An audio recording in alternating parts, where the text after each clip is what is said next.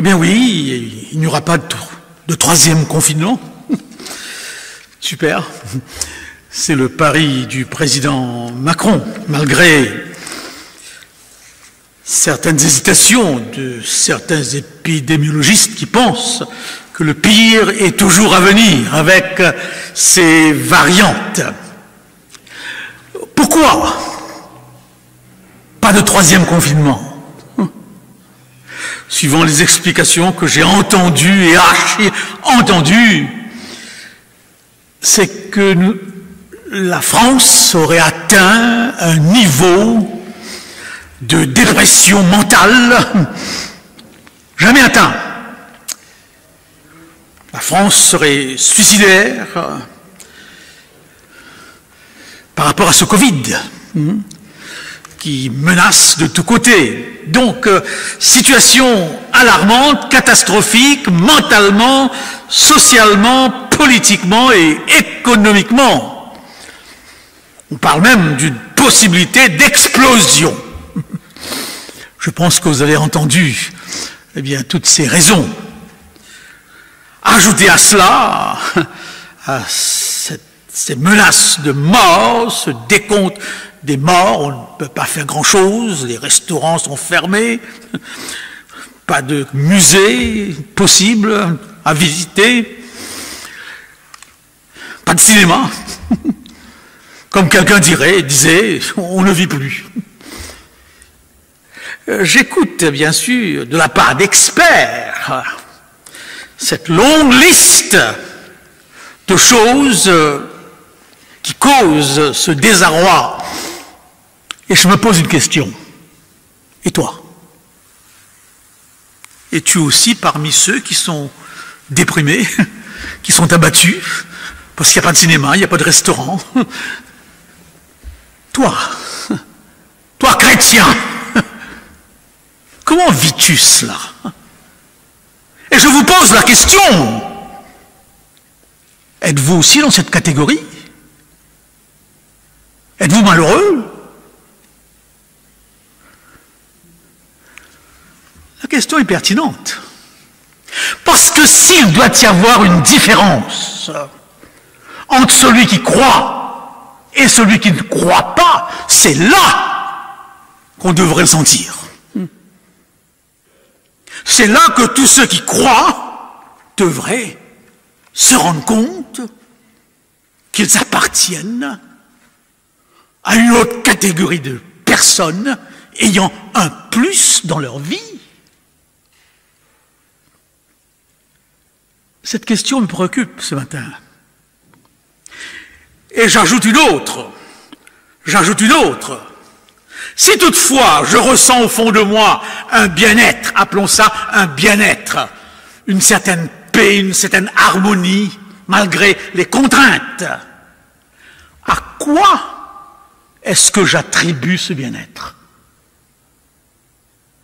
Je m'explique en faisant référence à une expérience dramatique dont je vous ai parlé, mais je l'envisage sous un autre angle.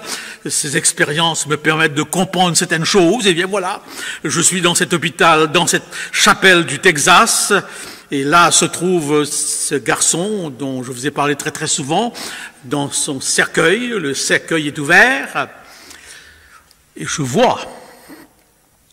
vois. Et tout à coup, le pasteur se tourne vers moi. C'est lui qui fait le prêche. Et il me dit, Karl, je vais te lire des versets que tu connais. Je vais te lire des versets que tu as commentés. Je ne suis pas en mesure de comprendre ce que tu vis, parce que j'ai jamais vécu cela. Je l'entends. Et alors, je me pose la question. Parce que je suis de nature, face aux grandes joies comme aux grandes peines, assez zen, assez calme. Je ne m'excite pas trop rapidement. Et les choses ont un impact dans ma vie progressivement. Et je me pose la question, ton calme actuel est-il attribuable à ces textes qui sont lus? Ou est-ce que ton calme actuel est tout simplement redevable à ta psychologie personnelle, ta façon d'envisager la vie? Alors, la question est pertinente.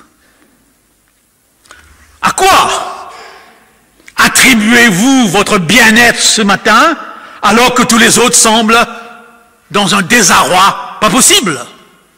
Êtes-vous capable d'identifier la cause ou les causes de ce bien-être dont vous vous réclamez?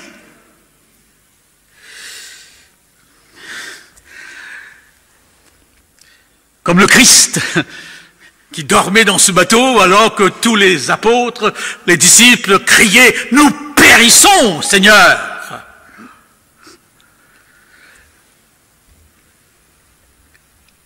À quoi attribuons-nous ce bien-être? Je suis jusqu'à maintenant très calme quand je pense à cet événement dramatique. Cela ne veut pas dire que c'est de l'indifférence.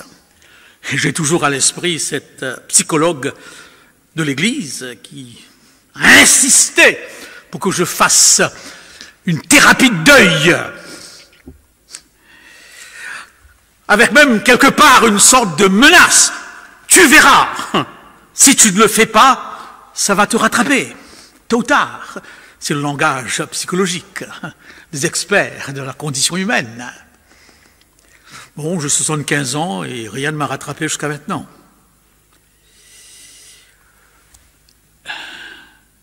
Eh bien oui, je pense à mes collègues de Collonges qui avaient déjà prévu auprès d'un centre protestant pour pasteurs en détresse une période de temps si toutefois on sentait un déboussolement, une déprime excessive. Je remercie Dieu que ça n'a pas été jusque-là. Et je pense toujours à mon père, qui n'a pas connu les plans de 5 jours, et qui ne mettait pas en doute l'efficacité de ses plans, et qui me disait, car j'ai baptisé des dizaines de personnes qui fumaient, qui buvaient. Il n'y avait pas de plan de 5 jours. Du jour au lendemain, après leur conversion, ils ont gagné la victoire. Voulant peut-être suggérer, et c'est ce que je voudrais suggérer ce matin, qu'il y a 2 ordres aux choses. Il y a un ordre naturel qui s'explique psychologiquement et que les thérapies peuvent aider. Si je vous dis que je sens un bien-être malgré toutes les menaces de ce Covid, je peux le comprendre par rapport à mon tempérament. Oui, je ne suis pas du genre à m'exciter. Ça, c'est l'ordre naturel. Et j'y crois. Mais, si je peux maintenant aller au-delà et vous dire, ce bien-être que je ressens n'appartient pas à cet ordre naturel et ne s'explique pas psychologiquement, mais entre dans le cadre du surnaturel. En d'autres mots, dans le cadre de la vie de la foi. Car la foi est un don. La foi n'est pas innée. La foi n'est pas de l'ordre de la psychologie. La foi est quelque chose qui nous est communiqué. Alors, êtes-vous capable de distinguer votre bien-être de ce matin, si toutefois vous l'éprouvez? Eh bien, avoir à l'esprit que c'est votre foi qui le détermine. Quel rapport cela a-t-il avec la Sainte Seine? Nous le verrons dans quelques instants. Eh bien oui, prenons notre exemple qui me vient à l'esprit tout à coup. Vous avez maintenant, heureusement, sur la télévision française, 2 émissions religieuses. Une dimanche matin, les Sentiers de la foi, les Chemins de la foi. Et vous avez une autre émission de MC News, depuis 2 mois, intitulée « En quête de l'esprit ». Je suis ces émissions, c'est ma préoccupation. Et dimanche dernier, ou dimanche un de ces dimanches, la réflexion se portait sur les chrétiens d'Orient. Malheureusement, à mon point de vue, cette émission se concentre sur l'Église catholique surtout. Alors, les spécialistes de la question des persécutions dans le monde étaient là, sur le plateau, et discutaient. Il n'y a pas une Église qui a été autant persécutée que l'Église chrétienne. C'est son histoire, dès le début. Et actuellement, ces chrétiens d'Orient sont persécutés. Les images présentées étaient atroces à voir. Et la question qui a été posée, d'où viennent leurs capacités de rebondir? D'où viennent leurs capacités d'y faire face? D'où viennent leurs capacités de reconstruire, de se déplacer, de voir mourir, exécuter leurs enfants? Dans 8 pays islamiques actuellement, la persécution chrétienne est fait rage. En Inde, c'est le cas. En Corée du Nord, c'est le cas. En Chine, c'est le cas. Ce sont les catholiques qui sont persécutés. D'où viennent? De l'ordre naturel? De la psychologie? Bien sûr, sur ce plateau, tout le monde était chrétien et la réponse était claire. Ça vient de leur foi. Ça vient de leur foi. Donc vous comprenez bien ce que je fais, quand je distingue ces deux ordres en cet instant. Et vous y croyez à ces deux ordres, c'est pourquoi vous êtes là ce matin. Parce que vous y croyez. Est-ce une réalité? Ça, c'est la question. Eh bien oui. Pourquoi est-ce que je dis que c'est une réalité? C'est parce que la Bible fait comprendre. Tournez avec moi dans Éphésiens, dans Jean au chapitre 6. Jean au chapitre 6, nous lisons à partir des versets 48. Toute la théologie de la Sainte Seine se trouve dans ce discours de Jésus qu'il prononce dans Jean au chapitre 6. À partir du verset 48. Lisons le texte. Je suis le pain de vie. Vos pères ont mangé la manne dans le désert et ils sont morts. C'est ici le pain qui descend du ciel, afin que celui qui en mange ne meure point. Je suis le pain vivant qui est descendu du ciel. Si quelqu'un mange de ce pain, il vivra éternellement. Et le pain que je donnerai, c'est ma chair, que je donnerai pour la vie du monde. Là-dessus, les Juifs discutaient entre eux et disaient, comment peut-il nous donner sa chair à manger? Jésus leur dit, en vérité, je vous le dis, si vous ne mangez la chair du Fils de l'homme, et si vous ne buvez son sang, vous n'avez point la vie en vous-même. Celui qui mange ma chair et qui boit mon sang a la vie éternelle, et je le ressusciterai au dernier jour. Car ma chair est vraiment une nourriture, et mon sang est vraiment un breuvage. Celui qui mange ma chair et qui boit mon sang demeure en moi, et je demeure en lui. Comme le Père qui est vivant m'a envoyé, et que je vis par le Père, ainsi celui qui mange vivra par moi. Le texte est clair, mais combien difficile. Combien difficile. D'ailleurs, vous le voyez, les disciples se sont dit, mais qu'est-ce qu'il raconte? Comment peut-on manger sa chair? Comment peut-on boire son sang? Nous ne sommes pas des anthropophages, nous ne sommes pas des cannibales. Le terme vous paraît fort, mais quand vous lisez les critiques du christianisme de l'époque, par les païens, on les accusait d'inceste, parce qu'ils se disaient frères et sœurs, et qu'ils habitaient dans des maisons presque fermées, isolées. Cannibales, parce qu'ils disaient, mangeons son corps et buvez son sang. Ça nous fait sourire, parce que nous avons l'impression que nous comprenons la chose à un autre plan. Pas de problème. Nous sommes dans le symbolisme. Mais est-ce que ça a une portée dans notre vie? Quel impact? C'est clair dans ce texte que Jésus apporte du nouveau. Il dépasse l'ordre naturel des choses. Et c'est pour cette raison que nous avons cette réflexion de Pierre. À qui irions-nous? Tu as les paroles de la vie éternelle. C'est une parole qui fait exister, c'est une parole qui ressuscite même quand on est mort. Langage difficile. Chers frères et sœurs, chers amis, l'accent est mis sur un point important. Quand Paul dit, en parlant des autres, de ceux qui sont à l'extérieur, ils n'y connaissent rien de la vie de Dieu. Ils ne comprennent pas la vie de l'esprit. Et lorsque Jésus dit, je vous donne ma paix, je ne vous la donne pas comme le monde la donne, c'est qu'il y a une différence. Il y a une différence.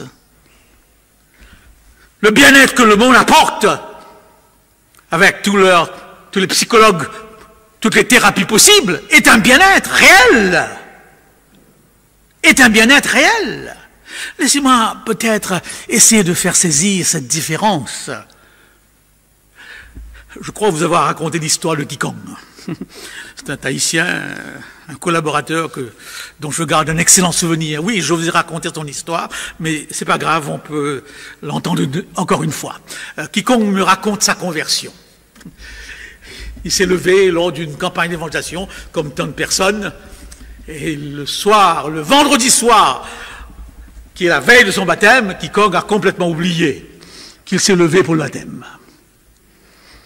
Lorsqu'on parle des milliers de baptêmes dans le monde, ça vous donne une idée de certaines situations. Eh bien oui, Kikong a oublié que le lendemain, il prend son baptême à l'église adventiste. Vous vous rendez compte?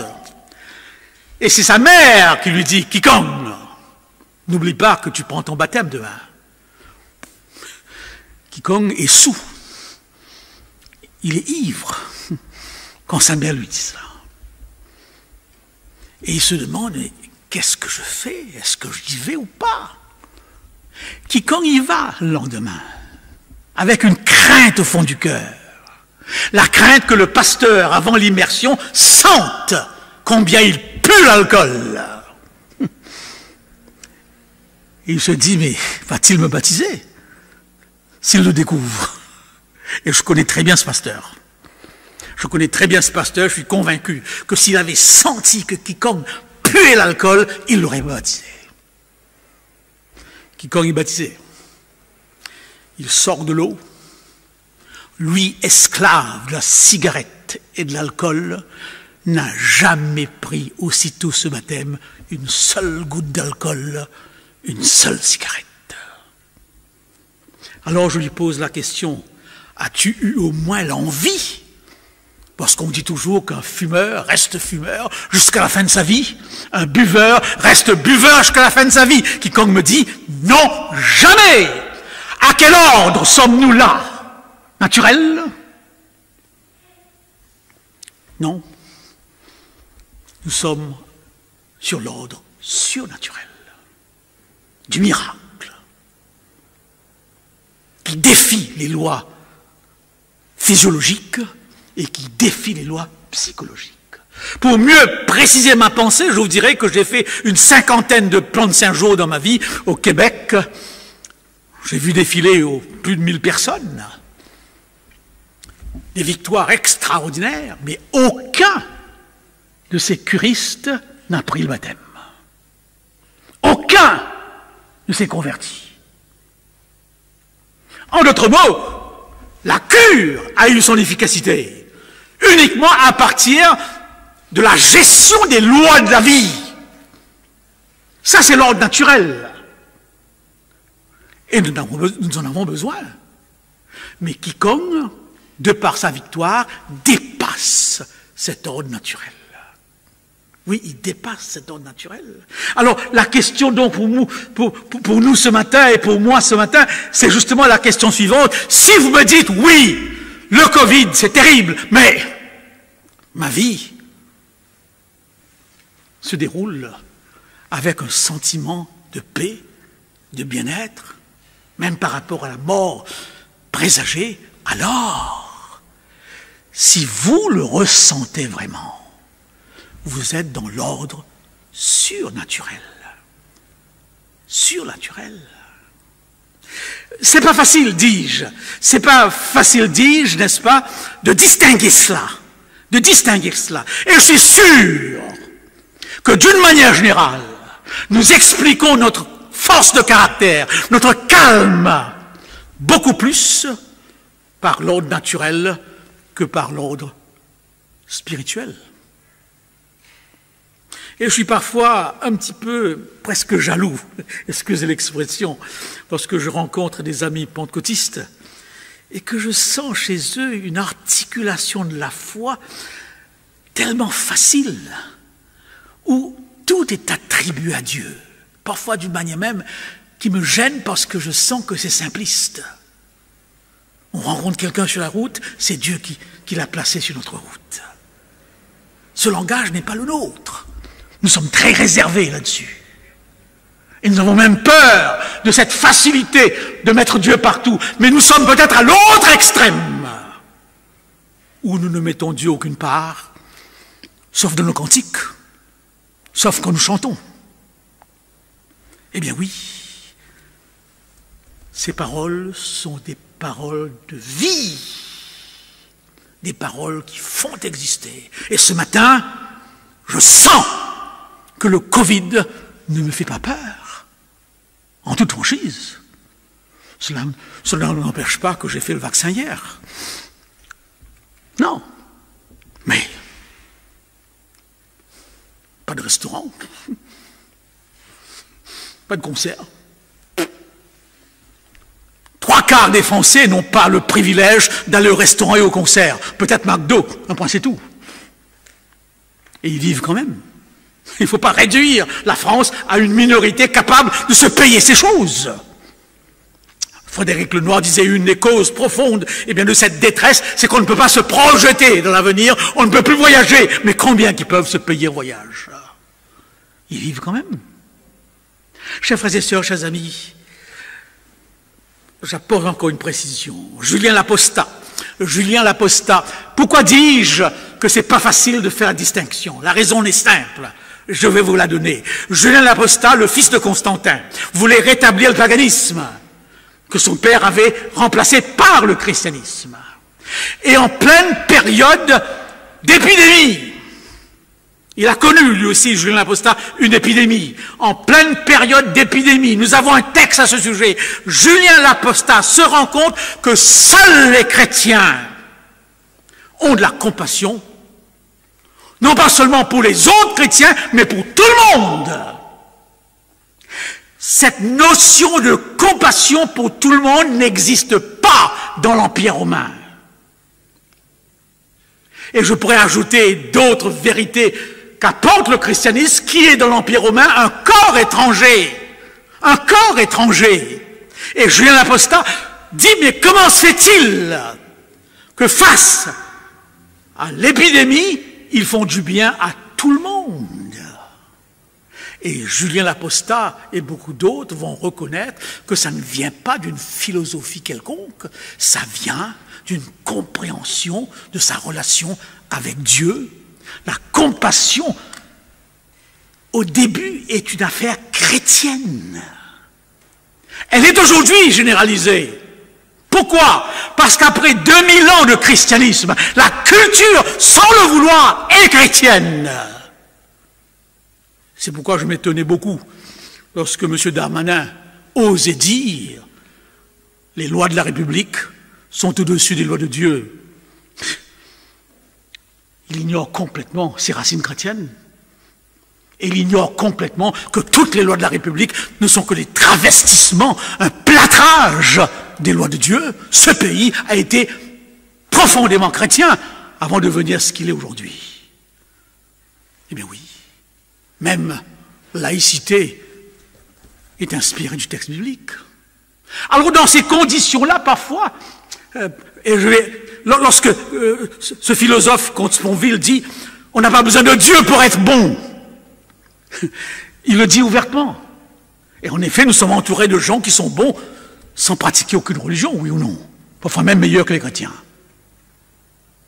Mais Sponville ajoute ensuite « mais je reconnais, dit-il, que toutes mes valeurs morales sont inspirées par mon éducation chrétienne. » Il est en pleine contradiction.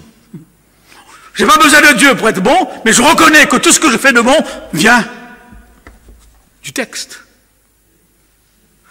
C'est pour cette raison que c'est difficile pour vous et moi, dans cette culture chrétienne parfois, de bien faire la distinction entre l'ordre naturel et l'ordre surnaturel.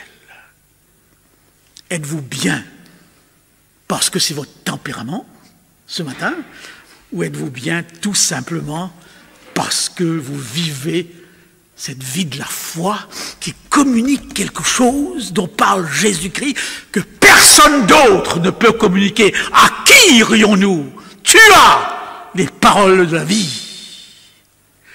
Je souhaite, chers frères et sœurs, chers amis, que nous soyons en mesure ce matin de faire cette distinction.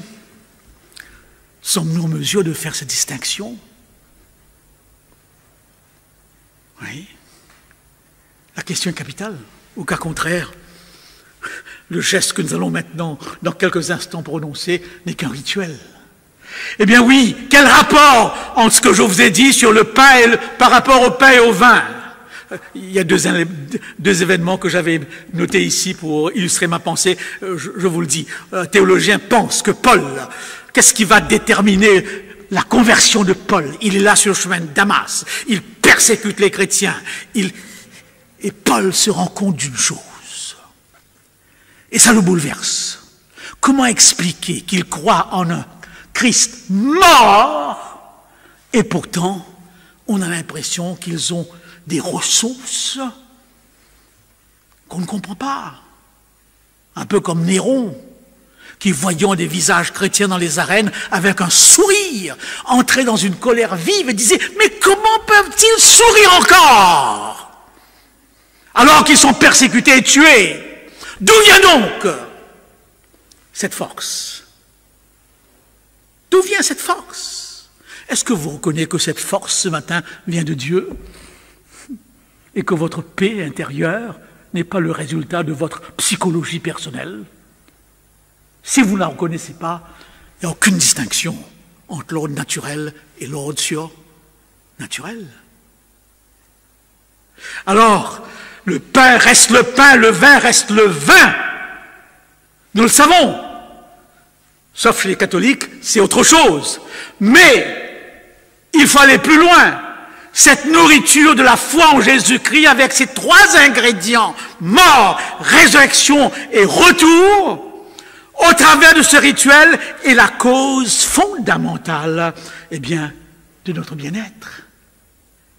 De notre bien-être. Vous annoncez sa mort jusqu'à ce qu'il revienne. Et ici, en terminant, je voudrais souligner un point extrêmement important qui nous échappe probablement par rapport à la civilisation dans laquelle nous grandissons. Or, j'étais un peu hors de moi lorsque j'ai entendu pendant au moins une semaine sur les plateaux de télévision cette discussion sur la messe que les catholiques réclamaient au gouvernement. Et plusieurs journalistes de télévision ont posé à des évêques, à des prêtres sur les plateaux de télévision la question, mais en fin de compte, pourquoi vous avez besoin, vous catholiques, d'aller à l'église, de vous grouper? Faites comme les protestants. Ils peuvent le faire tout seuls, chez eux, face à leur Dieu, face à leur Bible. Ils n'ont pas besoin d'être en groupe pour cela. Et les prêtres ont dit, c'est justement là la différence. Les protestants, ils sont seuls avec Dieu. Nous, catholiques, au travers de la messe, nous avons besoin du corps du Christ pour vivre notre foi. Et j'étais agacé parce que c'est faux. Nous ne sommes pas seuls par rapport à Dieu. Nous sommes aussi membres du corps du Christ. Vous prenez le baptême pour entrer dans un corps. Il n'y a pas d'église sans église. Et alors, la Sainte Seine, justement, va remettre cela en évidence. Manger seul, c'est agréable. C'est un bien-être qu'on apprécie. Manger avec sa famille, ce bien-être est amplifié. Oui ou non? C'est la même quantité de pain, mais la présence amplifie le sentiment de bien-être.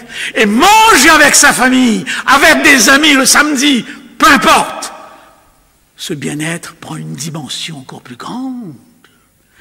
Participer seul au pain et au vin n'a aucun sens. Là où 2 ou 3 sont rassemblés, je suis. Participer avec d'autres, le corps du Christ, alors le rituel prend une dimension. Je ne sais pas si nous saisissons pleinement tout ce que cela veut dire.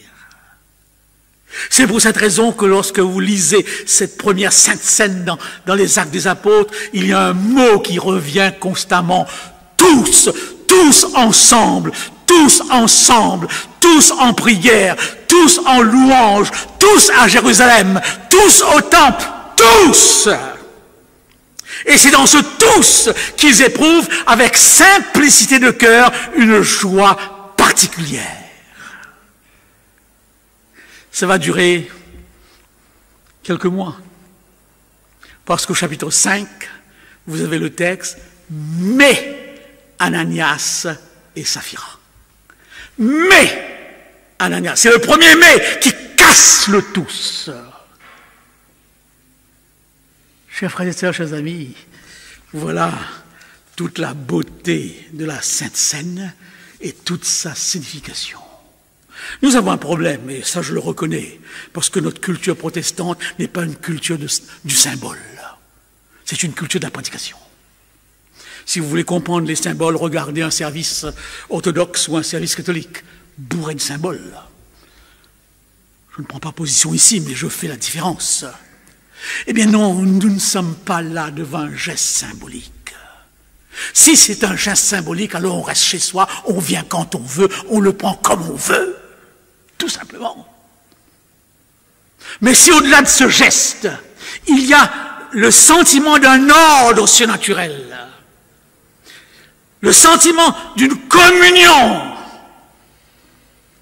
alors le geste est différent. Et je comprends le Christ qui disait « J'ai hâte de prendre cette sainte scène avec vous. » C'est la dernière. J'ai hâte. Quel empressement. J'ai hâte. Et je suis content qu'on soit en mesure de le prendre malgré le Covid. Ça fait presque une année qu'on n'a pas pris. Et j'aurais tendance à suggérer qu'on le prenne un peu plus souvent. Les apôtres le prenaient tous les jours. Nous sommes devant la question, ma foi est-elle d'un réalisme surnaturel ou est-ce qu'elle s'explique uniquement par la psychologie? Je vous lis pour terminer quelques versets, un texte de Mme White dans Jésus-Christ. On considère trop souvent comme une simple formalité les ordonnances qui rappellent l'humiliation et les souffrances du Sauveur. Tous ceux qui s'approchent en plaçant en lui leur confiance se trouveront richement bénis.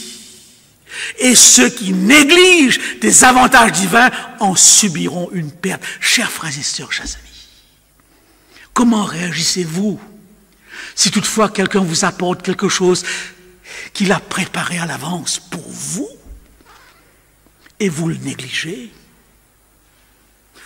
Vous le prenez avec indifférence, vous le laissez traîner sur le banc.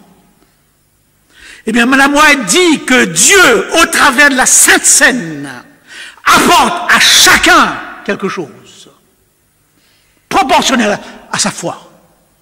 Et alors elle ajoute, et tous ceux qui négligent des avantages divins en subiront les pertes. Quand nous contemplons par la foi le grand sacrifice du Christ, notre âme s'assimile à la vie spirituelle du Christ. Dans de telles conditions, chaque service de communion nous communique une force spirituelle. Comment négligeons-nous un tel rituel?